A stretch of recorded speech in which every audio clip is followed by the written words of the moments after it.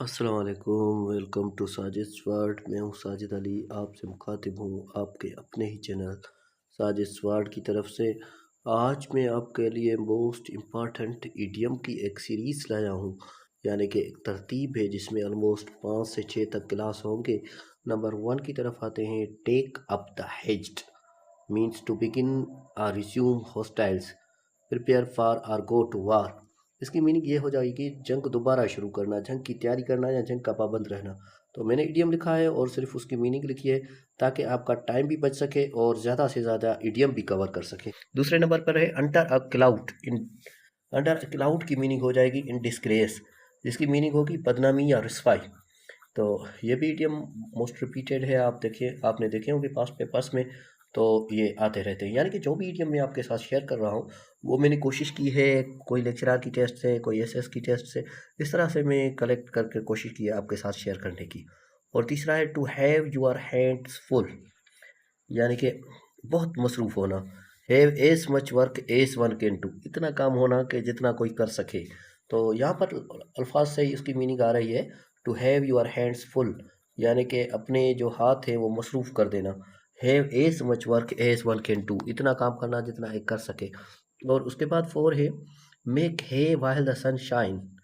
तो इसका जो करेक्ट हो जाएगा make maximum use of a given opportunity, यानी कि एक अपॉर्चुनिटी जो मिल रही है उसका ज़्यादा से ज़्यादा इस्तेमाल करें। धूप के दौरान घास बनाए का मतलब ये है कि दिए गए मौके का ज़्यादा से ज़्यादा इस्तेमाल करना। वही मीनिंग हुई जो मैंने आपको बताई।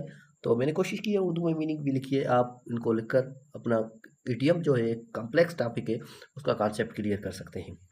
नंबर 5 पर है कॉल ऑन। कॉल ऑन का हो जाएगा play a visit to someone. Call on का मतलब है किसी का दौरा खेले।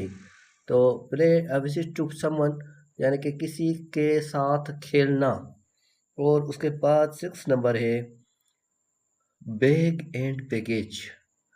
बैग एंड बैगेज कहते हैं साजो सामान को, जो सामान होता है उसे कहते हैं बैग एंड बैगेज।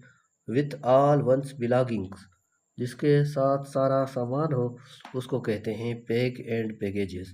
और उसके बाद 7 है हाल ओवर द कोल्स, यानी कि स्कार्ड डांटना, धड़के देना। तो हाल ओवर द कोल्स यानी डांटना किसी को। और उसके बाद जो नेक्स्ट नंबर है हमारे पास वो हो जाएगा 8।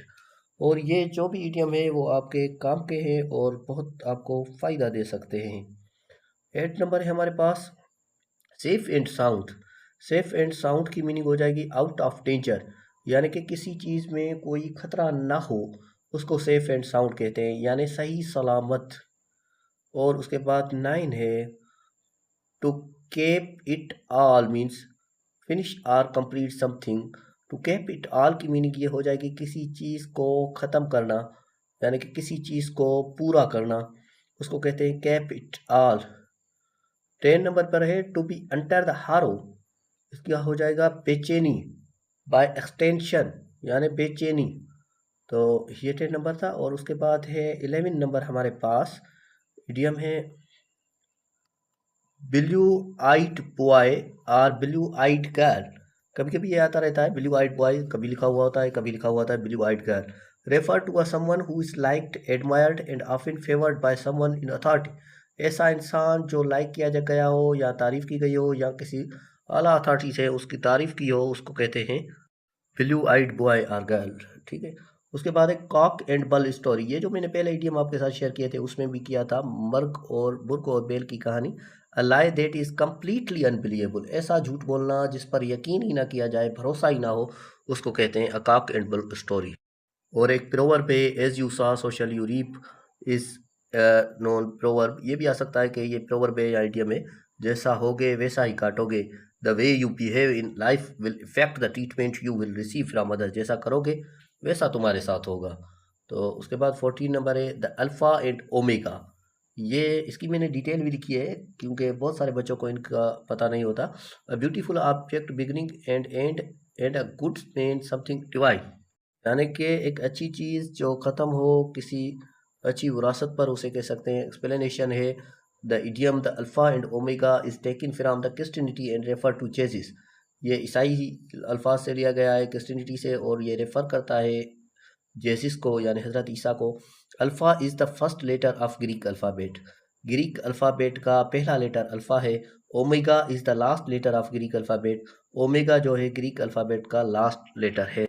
और उसके बाद जो है therefore the meaning of the idiom is the beginning and the end, यानी कि शुरू से आखिर तक, ये कह सकते हैं इसका, इस इडियम की मीनिंग प्रोवर्ब की। और नेक्स्ट जो है हमारे पास 16 है, to pay off old scores, means इसकी हो जाएगी to pay off old score की हो जाएगी settle old grudges by taking revenge to pay off old score, यानी पुरानी दुश्मनी का बदला लेना। और उसके बाद है टू कीप वंस टेम्पर, यानी कि to remain calm, to keep one's temper का हो जाएगा टू रिमेन काम, यानी पुरसुकून हो जाना, गुस्सा ना आना। और उसके बाद नेक्स्ट है 18 नंबर हमारे पास, टू हैव स्टिकी फिंगर्स, यानी कि being a thief. To have sticky finger की मीनिंग है चोरी की आदत, बीइंग अ थीफ यानी चोर होना, चोरी की आदत होना, तो ये हो जाएगा बीइंग अ थीफ। और उसके बाद 19 नंबर है हमारे पास, ये देखिए इडियम की मैंने उर्दू में भी मीनिंग लिखी है और उनका करेक्ट ऑप्शन भी लिखा है ताकि आपको ज़्यादा से ज़्यादा आसानी हो। और ये भी लिखा है इडियम है या फिर वर्ब है। 19 है, giving undue favour to one's own kith and kin इस टर्म डेज, ये इस तरह से नहीं आता, ये ऑलमोस्ट आता है किथ एंड किन। तो ये ऑप्शन इसके मैंने इसलिए लिखे हैं कि सारे रिलेटेड है, आपको कन्फ्यूजन होगा कि कौन सा करेक्ट होगा, फेवरेटिज्म, नेपोटिज्म, करप्शन और मिसअंडरस्टैंडिंग। तो इसका करेक्ट जो हो जाएगा नेपोटिज्म हो जाएगा। नेपोटिज्म की मीनिंग है कुर्बा पैरवी, यानी अपने प्यारों को नवाजना, जो अपने प्यारे हो उनको ज़्यादा ज़्यादा देना, जिस तरह से ये कर रहा था Sindh public service commission. Spick and span, last number है स्पीक एंड स्पान, यानी outspoken, neat and clean, already done, गालियस, यानी इसका जो करेक्ट हो जाएगा ऑप्शन बी हो जाएगा नीट एंड क्लीन, यानी साफ और सुथरा रहना। उम्मीद है कि ये आपको इडियम समझ में आ गए होंगे। वीडियो को लाइक करें, कमेंट करें, अपने दोस्तों के साथ शेयर करें। कोई भी क्वेश्चन हो तो कमेंट में ज़रूर पूछें, लेकिन इनकी ये तरतीब रहेगी, 5-6 क्लासेस होंगे इडियम के, जिस तरह से वन वर्ड सब्सटीट्यूट के चल रहे हैं, जिस तरह से पाकिस्तान अफेयर के चल रहे हैं, तो ये सारे क्लासेस आप देखेंगे तो ज़्यादा से ज़्यादा फ़ायदा होगा। Thank you very much.